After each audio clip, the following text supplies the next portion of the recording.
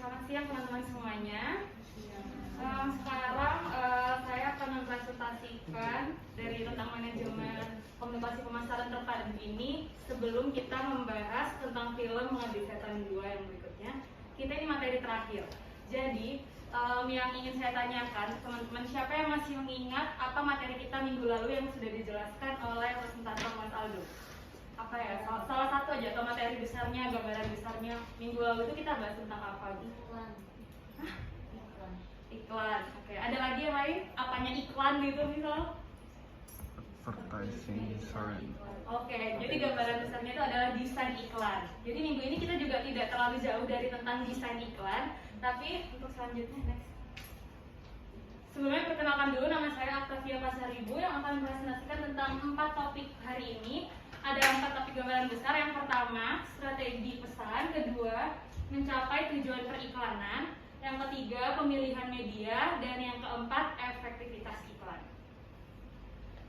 Oke, untuk strategi pesan ini terbagi menjadi 3, yaitu yang pertama, strategi kognitif, strategi afektif, dan strategi konatif.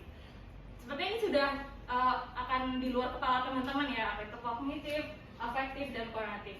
Untuk nextnya ada video, mungkin teman-teman bisa menebak nih, ini iklannya menggunakan strategi apa ya? Mari kita lihat.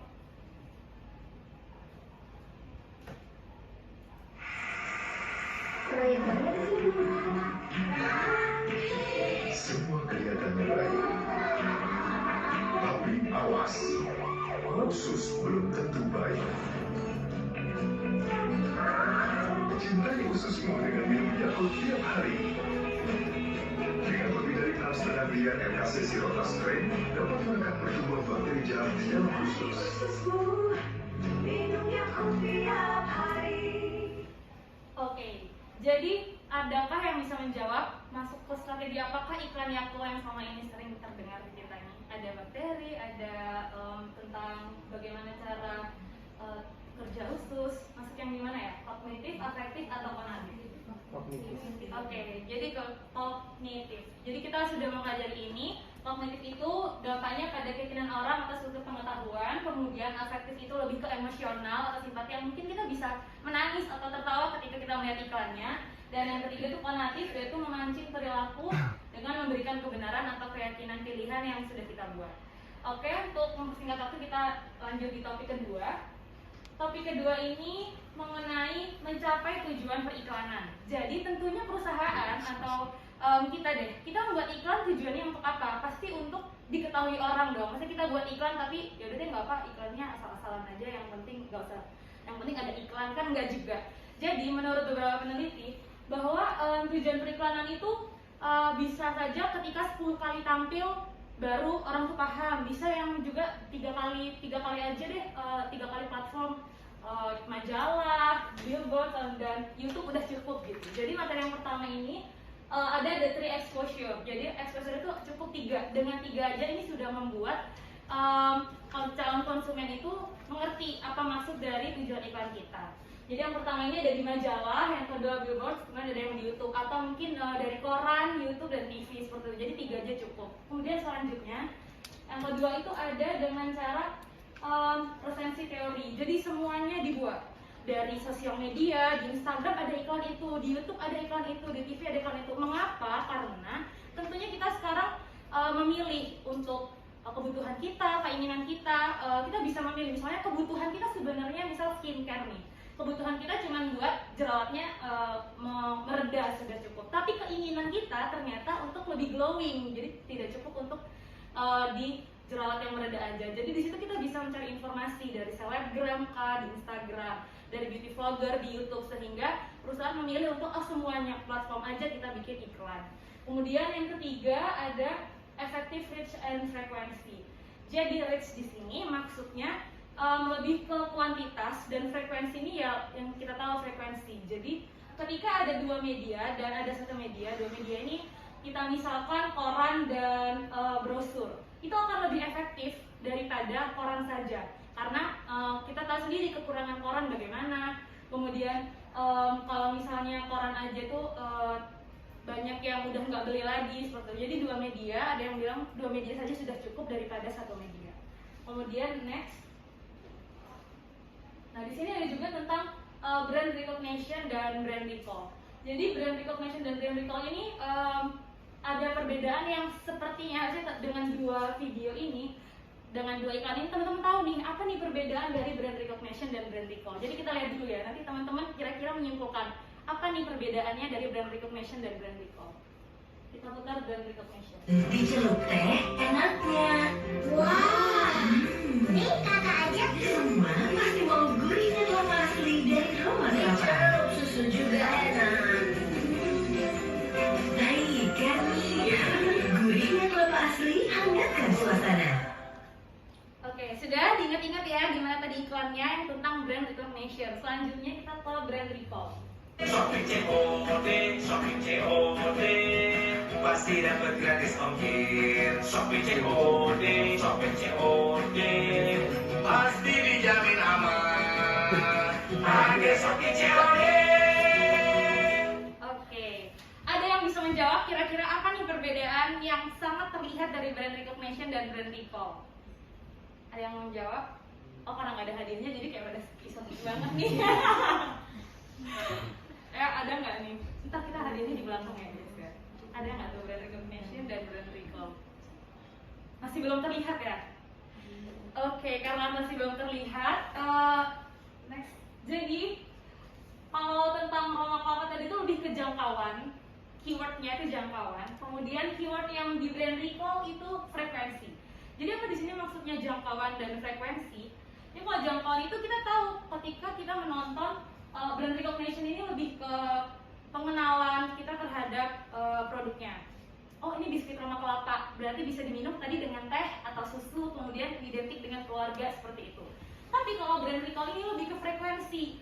Seberapa sering Shopee COD itu dalam waktu yang sama Roma Kelapa ini cuma sekali disebutkan Roma Kelapa, sedangkan brand recall ini berkali-kali Shopee COD. Jadi itu sangat brand recall itu berkali-kali ada di benak kita, itulah yang disebut frekuensi. Jadi lebih sering, sedangkan jangkauan ini lebih banyak. Kalau misalnya kita juga tahu biskuit Roma ini kadang di sinetron, di tengah-tengah sinetron nih ada biskuit Roma iklannya. Kemudian ada yang lain misalnya sebelum tayang film atau misalnya sudah tayang film, iklan pertama bisa aja ini biskuit Roma Kelapa. Jadi itu lebih ke jangkauan. Jadi biar lebih banyak, sedangkan frekuensi itu lebih sering seperti itu. Oke, next. Selanjutnya kita akan Kahoot Games. Ini baru ada gamesnya, ada hadiahnya. Sekarang teman-teman bisa membuka HP-nya, bisa membuka HP-nya. Apalagi ingat lagunya.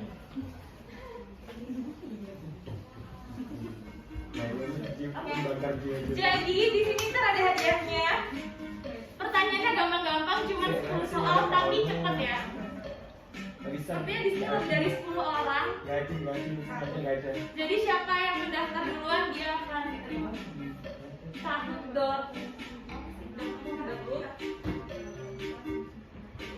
Atau langsung scan QR deh bisa. Tapi ini rekening ya, bukan Excel. Yeay. Oke, baru sudah masuk, Mbak Bella sudah masuk. Yang lainnya? Sinyalnya nggak ada. Sinyal, ya ampun.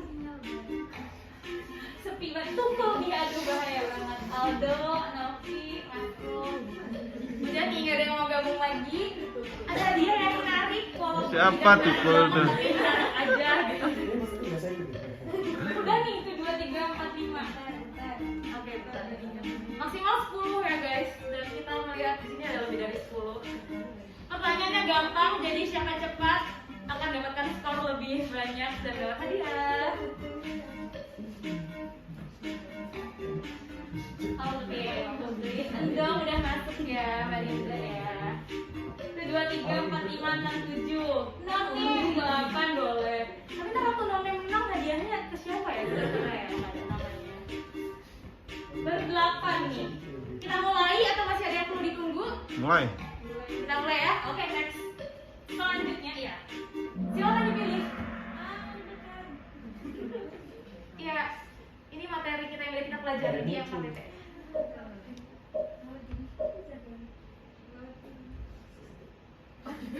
Aduh, Belum. Oke, 2 sudah menjawab. 4. Ya, cepet ya ini waktunya teman-teman. Cuma 5 detik saja. Astaga. Ada yang salah nih. Oke, next. Next. Oke. Oh, nggak bela. Next. Lanjut Dipul. terus. Apa judul film yang akan dipelajari di week 7? Oke, tadi kita udah spoiler nih. Film apa nih yang akan kita pelajari di week 7? Ayo, oke. Nggak ada yang lucu lagi. Iya kan? Sinyal aja ya. Oke, next. Gadin. Kita bisa lihat. Tidak fair. Oke, ada next semua nih. Kayaknya Next. belum muncul. Topik yang dipelajari minggu ini tadi kita udah kasih tau ada 4 topik.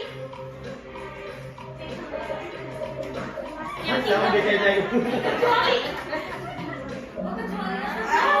oke deh yang benar Kita belum. oke next. Wah. Apa judul buku bacaan? Judul buku kan KPP kan kita semua udah presentasi nih ya pasti tahu dong. Malu banget kasih salah. Judul bukunya apa nih? Oke.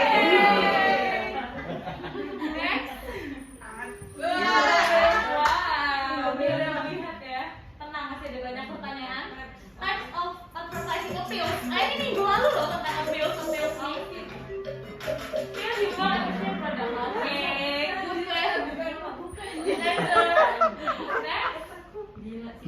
Next. Syukur naik banget. Mau kan di bawah, karena kan di bawahnya tidak termasuk dalam AIDA. AIDA itu di week pertama kita pelajari. Apa tuh? Ya, masih ada yang salah loh. Oke, next. True or false? Fungsi kemasan produk terbagi menjadi 2, fungsi protektif dan fungsi promosional. True or false? Oke, untung ya ada yang jawab false. Next. Wow, baru ada apinya. Brand dapat juga disebut. Oke, ini sebenarnya materi baru nih, Brand. Oh ya, ada yang jawab prestasi. Malah kepencet kayaknya ya. Ngantuk. Apa yang membuat image berbeda dengan reputation? Oke, ini kita udah belajar di week 2, image and reputation. Apa tuh perbedaannya? Aduh, nggak tahu ya. Oke, satu aja nih yang benar nih, jadi penasaran siapa ya? Wow. Kayaknya Mbak Bella belajar dulu dia belum tahu. Ada joki. Apakah desain iklan itu sesuai dengan strategi kognitif? Iklan Burger King.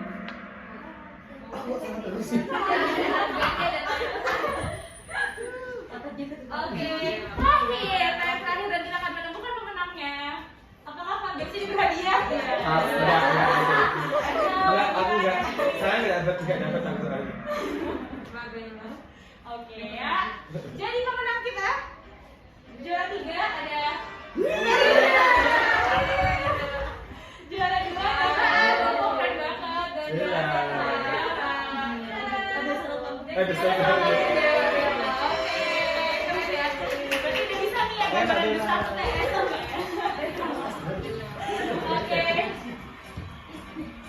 Oke, selanjutnya kita balik lagi presentasi udah ya. Ini yang ngantuk udah hilang nih yang ngantuknya ya. Sekarang kita balik lagi ke materi. Kok enggak dapat hadiah? Kan benar kan dia jawabannya. Aku fokus tadi. Oke, next. Materi ketiga, topik ketiga, yaitu pemilihan media. Jadi pemilihan media ini tentunya ada yang tradisional atau ada juga yang sekarang modern gitu. Jadi yang pertama itu ada periklanan televisi, kedua ada iklan radio, dan yang ketiga ada out of home advertising and print media. Jadi print media ini media cetak gitu bahasa Indonesia kan. Periklanan televisi. Jadi televisi itu tentunya ada iklan, tapi kadang kita akan skip ya iklannya itu. Jadi kalau udah Tom and Jerry-nya habis, iklan ganti di channel lain gitu. Jadi ada kekurangan dan kelebihan dari setiap pemilihan media ini. Jadi yang pertama televisi tentunya iklannya akan mahal karena ada audio visual, ada juga yang durasinya. Jadi sepanjang durasinya itu ada berapa? Ada yang 15 detik, 30 detik, itu semua itu kekurangannya salah satu dari periklanan televisi. Tapi kelebihannya itu lebih menarik. Jadi dari seperti suaranya, COD kah, atau misalnya sari roti kah. Jadi itu ada suara yang kita ingat gitu. Kemudian untuk poin adalah bagaimana tentang media sosial dan TV. Jadi sekarang kita tahu sendiri bahwa di YouTube pun ada iklannya begitu. Jadi kalau kita bukan anggota premium akan ada iklannya, dan iklan itu sekarang tidak hanya di TV saja yang kreatif, tapi juga di media sosial. Dan untuk iklan radio ini memiliki kelebihan dan kekurangan. Kekurangannya kita tidak bisa melihat tapi hanya bisa mendengar. Jadi itu adalah tantangan bagi si pembuat iklan untuk bagaimana dengan mendengar saja kita bisa menarik perhatian gitu. Kemudian out of home advertising. Jadi out of home advertising ini contohnya itu bisa ke poster tapi yang di luar rumah. Jadi out of home itu di luar rumah itu bisa seperti baliho, kemudian iklan di bus, bangku taman, atau yang mungkin sering kita lihat juga yang tempel di tiang listrik ya teman-teman ya. Itu semua masuk dalam out of home advertising. And then terakhir ada print media. Print media ini adalah yang tentang media cetak. Itu bisa ada majalah dan koran. Atau mungkin sekarang itu lebih ke karena kita generasi milenial dan Gen Z, ini agak kurang. Tapi kelebihan dari print media ini murah. Jadi untuk di majalah dan di koran itu, kalau teman-teman masih ingat, di koran itu iklannya itu per baris. Jadi akan lebih murah kalau iklannya itu lebih efektif. Jadi dia tuh cuma 2 baris, itu lebih murah. Jadi tapi print medianya agak kurang kita lakukan sekarang karena adanya media sosial. Oke, next. Itu ada yang terakhir, prinsip dasar efisiensi periklanan. Jadi iklan itu kapan sih dibilang efisien? Itu ketika ada 7 syarat ini, yaitu koherensi visual, mendapatkan penampil untuk mentransfer pesan memori jangka pendek iklan untuk memori jangka panjang. Karena yang bisa kita tahu ya bagaimana kita melihat itulah visualnya. Kemudian yang kedua, durasi iklan singkat, padat, dan jelas. Durasi iklan yang terlalu lama itu akan membuat kita bosan.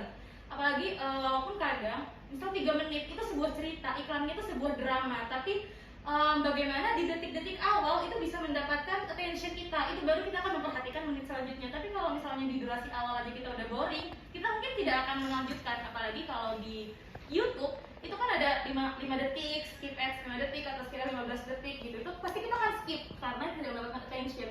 Tapi kalau misalnya kita dapat di durasi iklan yang di awal ini, durasi iklan di awal itu baik dan menarik perhatian, kita akan menonton iklannya dan kita mendapatkan pesan dari iklan tersebut. Kemudian yang ketiga ada slogan iklan berulang. Jadi slogan iklan berulang ini seperti tadi yang di brand recall. Jadi kita akan terus-terusan terdengar. Kemudian slogan iklan berulang ini juga bisa ketika kita ke jalan ini ada baliho itu, ketika jalan ini ada baliho itu. Jadi kita juga bisa melihatnya secara berulang. Kemudian ada mempertahankan posisi pada peta kognitif. Pada peta kognitif ini maksudnya mempertahankan posisi, bisa dari warna, bisa juga dari nama. Misal tidak terlalu sering ketika kita tahu Pertamina warna merah, oh ya udah merah itu berarti kita bakal tahu posisi Pertamina itu warna merah. Dan juga McD dengan logo M dan warna merahnya merah kuning, itu juga berarti itu iklannya efektif begitu. Kemudian ada juga kesederhanaan. Jadi kesederhanaan ini lebih dominan untuk iklan cetak. Seperti yang tadi sudah saya kasih tahu, semakin sederhana iklannya, semakin itu akan lebih murah. Jadi efisiensi kan juga termasuk murah. Daripada mahal-mahal nih panjang iklannya, tapi ternyata yang membaca bosan seperti itu. Kemudian ada memiliki konsep, ada poin penting yang tidak membingungkan dengan penyajian terlalu banyak ide. Jadi inti dari iklannya itu apa gitu. Kemudian juga kalau misalnya dari media cetak, ini membacanya, misalnya membaca itu dari atas ke bawah atau dari bawah ke atas. Jadi itunya pentingnya konsep dari tujuan iklan. Tujuan iklan ini memberitahu apa? Promo kah? Memberitahu produk kah? Jadi kita harus tahu apa tujuan dari iklannya itu. Itulah yang dibilang iklan yang efektif juga. Kemudian aliran yang efisien. Nah ini aliran yang efisien, pandangan pembaca dapat bergerak dengan mudah ke semua poin kunci dari iklan. Jadi jangan misal baliho full kata-kata, kan kita tidak bisa melihat, jadi itu tidak efektif apalagi kita di jalan seperti itu. Oke, untuk contohnya ada yang pertama, contoh iklan yang efektif itu nih, ada iklan formula, bukan Pepsodent ya, formula ini putih. Ada tulisan kata-kata bold strong-fit. Jadi di sini maksudnya dari balihonya itu adalah ini seperti kertas yang digigit. Jadi itu cuman dengan kata-kata ini aja kita udah tahu oh maksud iklan iklannya itu berarti dengan formula ini formula ini pasta giginya akan membuat gigi kita itu lebih kuat seperti itu. Jadi cukup kata-katanya tidak terlalu banyak. Terus kemudian karena tempat yang seperti ini tentu orang lalu lalang nggak mungkin membaca, kan nggak mungkin. Jadi dengan kali pintas orang akan mengerti, melihat apa maksud tujuan dari iklannya. Oke, next. Ini berupa video. Apa? Ayam pop? Yang ayamnya gurih? Sambalnya nagi. Yes! Baru! Indomie goreng rasa ayam pop! Dengan bumbu rame rempah. Mie bulat-bulat nyoy Indomie. Khas Sumatera Barat Indomie. Dengan sambal pedas tendang. Rempah pedasnya bikin pengen nambah. Indomie goreng rasa ayam pop. Rempah pedasnya pop atau pop. Oke, jadi dari sini, oh iya, next. Jadi di sini kalau yang tadi itu bisa mendapat semuanya. Yang pertama juga, iya. Yang pertama ada visual dengan warnanya, dengan tampilannya. Terus di detik pertama langsung pop, langsung orang kepo iklan apa nih gitu, berisik banget kayak gitu misalnya ya. Terus habis itu slogan iklan berulang dan sederhana. Ya cukup dengan berapa orang tadi yang acting tentang iklan itu, tapi udah menyampaikan maksud dari tujuannya ada Indomie varian baru nih, pop gitu, ayam pop gitu. Terus untuk selanjutnya itu memiliki konsep, jadi tujuannya memperkenalkan produk baru dari Sumatera Barat dan informasi semua yang disajikan itu ada seperti itu. Salah satu contoh iklan yang efektif. Demikian presentasi yang bisa saya sampaikan. Selamat siang.